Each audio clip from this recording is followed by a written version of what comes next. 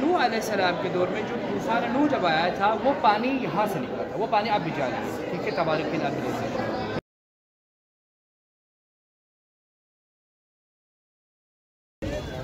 جی اب مولا کے گھر سے نکلے ہم یہاں سے اور مسجد کوفہ کی جانب جا رہے ہیں۔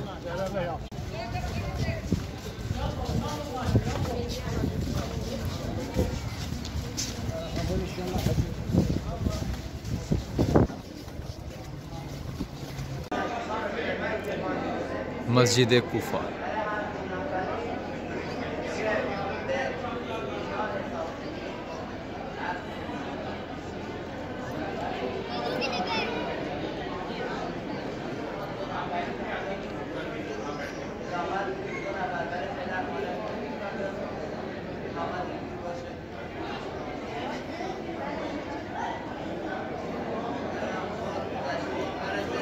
ہزار نماز رکعت کے برابر ہے۔ یہاں کے مسجد جو رکعت فرض کی نماز باہر جا کے اپنے گھر میں دوسری مقامات پہ 1000 رکعت نماز پڑھنے کا برابر ہے، ٹھیک ہے۔ امام جعفر صادق علیہ السلام ارشاد فرماتے ہیں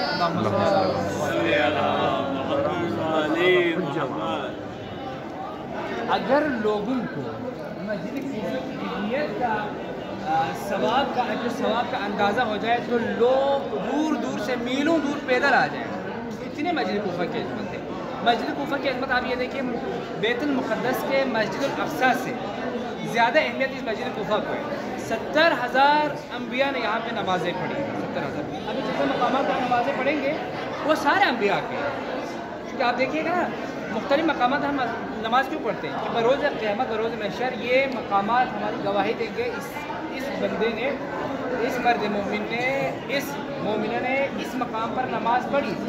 جب ایسی مقام پہ ہماری گواہی ملے گی جہاں پر انبیاء و صالحین نبیوں نے نمازیں پڑھی، نبیوں نے عبادتیں کی۔ مقامات کا یہ مطلب ہوتا ہے، مقام ابراہیم کا یہ مطلب ہے جہاں پر حضرت ابراہیم علیہ السلام، ٹھیک ہے، ابو الآدم جسے کہا جاتا ہے، انہوں نے نمازیں پڑھی۔ اس مقام پہ ابھی ہم نماز پڑھیں گے، ٹھیک ہے، آپ تصور کیجئے گا۔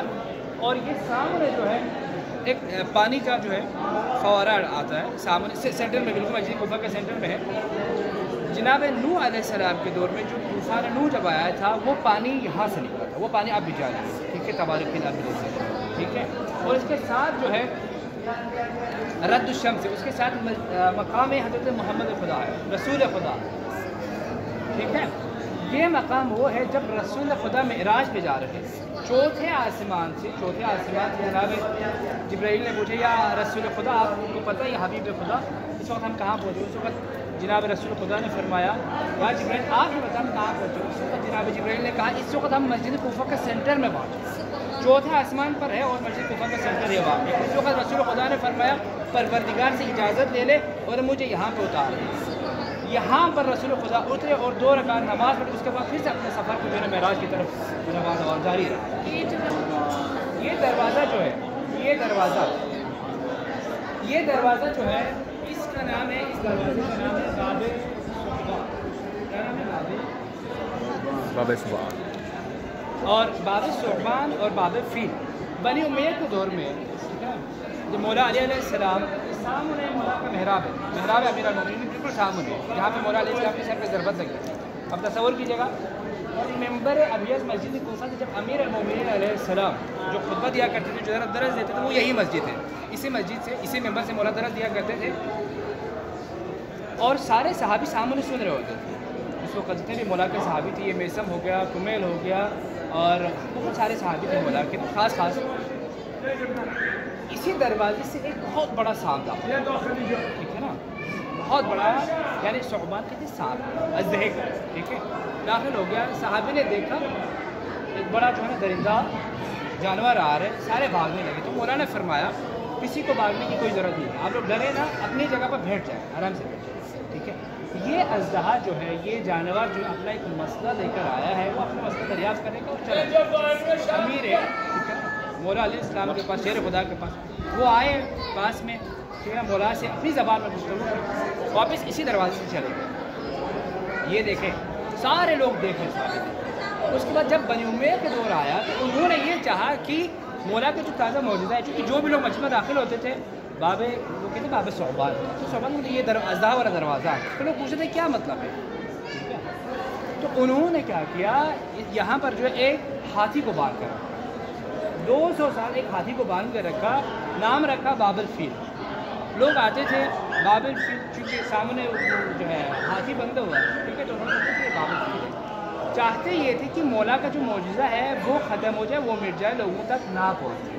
ٹھیک ہے. لیکن خدا کی کرنا یہ ہے کہ جو ہے نا بنو امیہ والے ختم ہو گئے, ان کے جو ہے نا سارے پروپیگنڈے فیل ہو گئے, ان کی سازشیں فیل ہو گئی, لیکن مولا کا معجزہ اب بھی موجود ہے باب صعبان کے نام سے.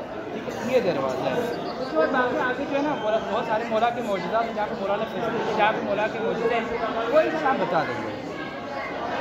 لیکن مختصر یہ کہ یہاں پر جو ہے پڑھی گئی آپ کی نماز, یہاں پر آپ نے دیے ہوئے صدقے, آپ کے جو ہے نا مرحومین کو یاد کرنا, اپنے عزیز اقارب کو یاد کرنا. ٹھیک ہے. یہاں پر 2 رکعت حاجت کی نماز ہے. ٹھیک ہے. امیر المومنین علیہ السلام کی جواب مسجد کوفہ کے اندر 2 رکعت نماز حاجات کی. ٹھیک ہے. اور یہ وہ مقام ہے, پوری کائنات میں 4 مقام ہیں. ایک ہے مسجد کوفہ, ایک ہے حائر حسینی. 2 مسجد جب حج پہ جاتے ہیں تو مسجد رسول خدا اور دوسرا ڈیرا. یہاں پر آپ کی نماز جو ہے, یہاں پر آپ کو اختیار حاصل ہے سفر حالت میں, حالت کے سفر میں چاہیں تو آپ نماز قصر کریں, چاہیں تو آپ اختیار کریں. نماز قصر اور تمام پڑھنے کا آپ کو یہاں پہ اختیار حاصل ہے, باقی کسی جگہ پر یہ نہیں.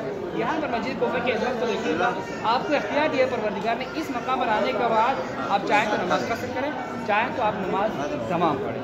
ٹھیک ہے. تو آپ اس اہمیت کو جانے گا, کوشش کریں یہاں پر اگر نماز نہیں پڑھ سکتے, جو نماز نہیں پڑھ سکتے وہ ایسا کریں, کوئی ذکر پڑھیں, کوئی صلوات پڑھیں. ٹھیک ہے.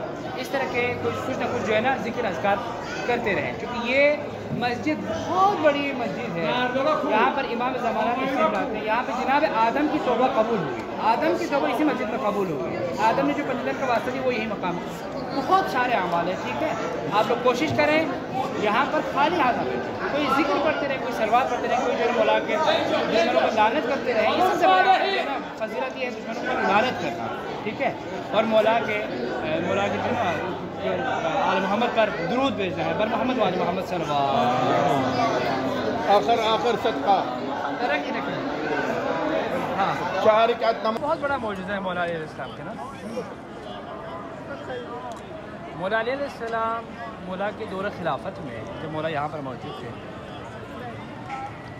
تو یہاں پر جو ہے کوفے کے درمیان ان کا ہوتا ہے عشیرہ ہوتا ہے. جس طرح ہمارے قوم ہوتے ہیں نا پاکستان میں مختلف قومیں ہوتی ہیں, وہاں یہاں پر جو ہے نا عشیرہ ہوتا ہے. فلاں عشیرہ فلاں عشیرہ, اس طرح جو ہے ایک کنواری خاتون تھی, نہاتے سمے اس وقت جو ہم دور قدیم میں زمانہ قدیم میں ایک کیڑا ہوتا تھا جو گندے پھول چوستے تھے, اس کا نام ہے جھونک. نام جھونک. نہاتے سمے وہ اس کے پیٹ کے اندر چلی, اور اس وجہ سے جو ہے وقت گزرتا کہ پیٹ پھولتے گئے. تو انہوں نے جو ہے نا ان کا عشرہ والوں نے کہا کہ معاذ اللہ یہ بد کردار ہے, ٹھیک ہے, اب اس کو قتل کر دیا. اس کی جو خلافت کے دور میں سنسار کیا جائے, ہاں زندہ جو ہے. تو اس وقت یہ ایک عشرے نے دوسرے عشرے پر جو ہے نا الزام لگایا کہ تمہارے جو ہے نا خاندان جو ہے تمہارا لڑکی کی وجہ سے یہ ہو گیا ہے.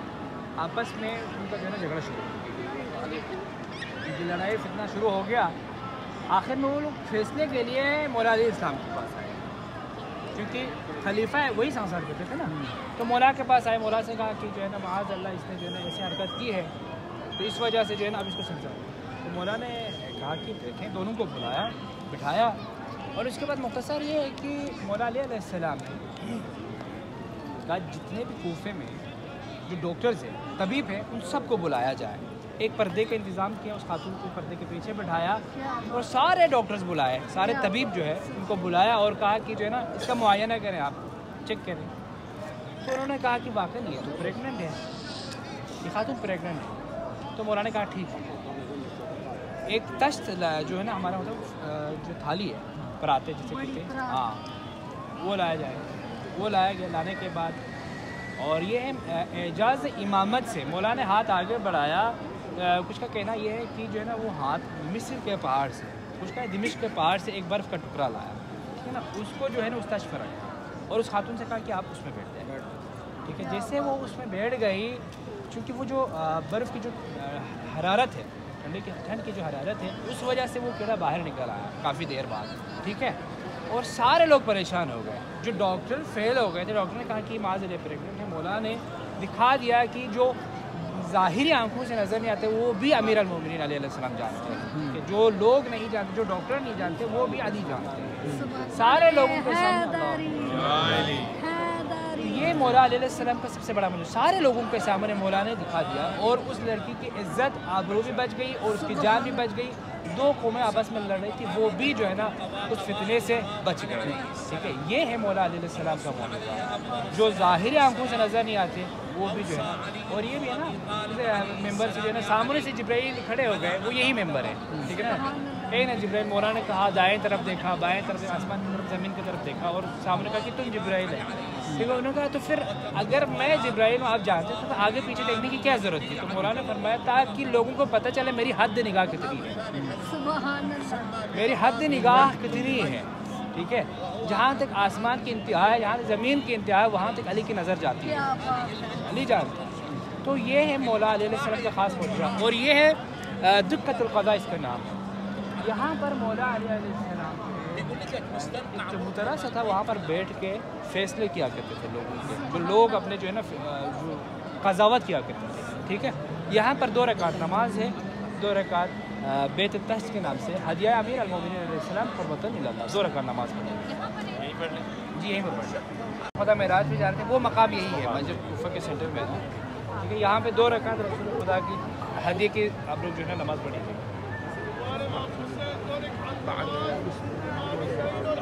یہ مقام جو ہے مقام حضرت آدم علیہ السلام، جو سب سے پہلا خلیفہ سرزمین پر، ٹھیک ہے، اور سب سے پہلا نبی جو ہے اللہ نے ہدایت کے لیے بھیجا، حضرت آدم نبی علیہ السلام۔ جب جناب آدم علیہ السلام کو جنت سے نکال دیا گیا، ٹھیک ہے، 40 سال سب سے زیادہ رونے والوں میں سے ایک نام جناب آدم علیہ السلام کے، 40 سال گریہ و زاری کرتے رہے، 40 سال، ٹھیک ہے۔ اللہ نے ان کی توبہ قبول نہیں، جب انہوں نے عرش پر دیکھا تو کچھ اسماء مکتوب تھے وہاں، ٹھیک ہے۔ اس نے پوچھا یا جبرائیل یہ کیا ہے اور کون ہے؟ یہ کہا یہ پنجتن پاک کے اسماء ہیں، ٹھیک ہے۔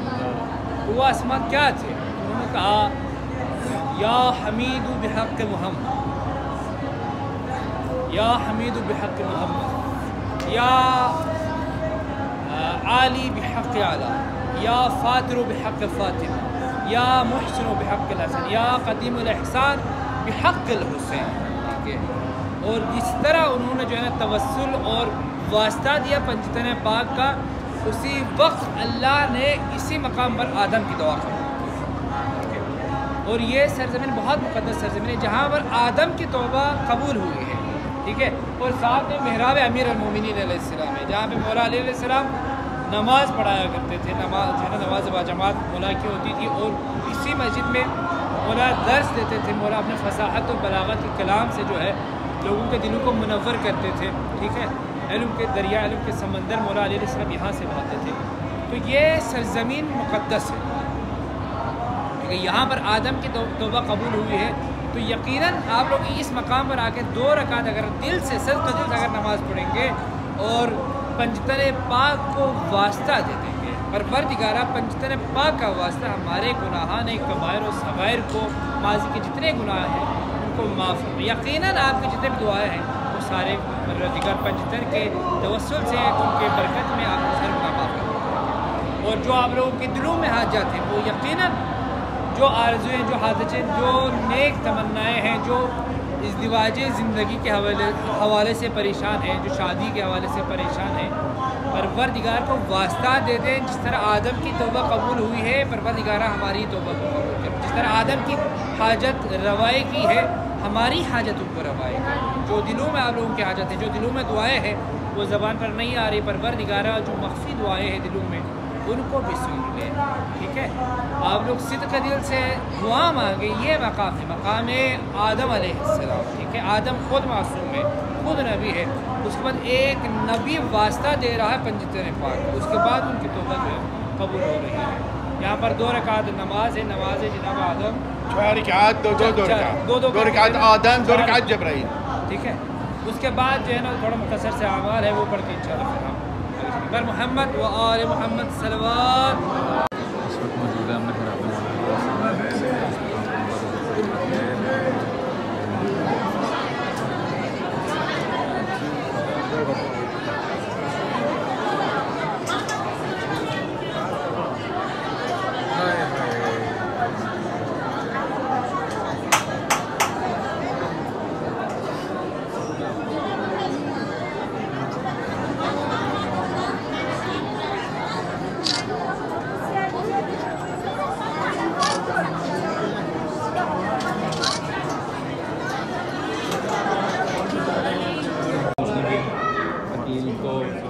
بنا دینے کے لیے ہمارے دوست ہیں نا. جی جی بڑی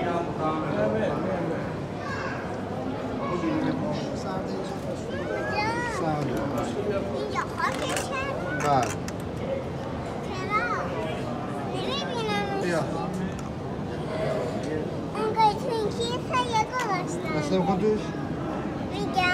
Bana.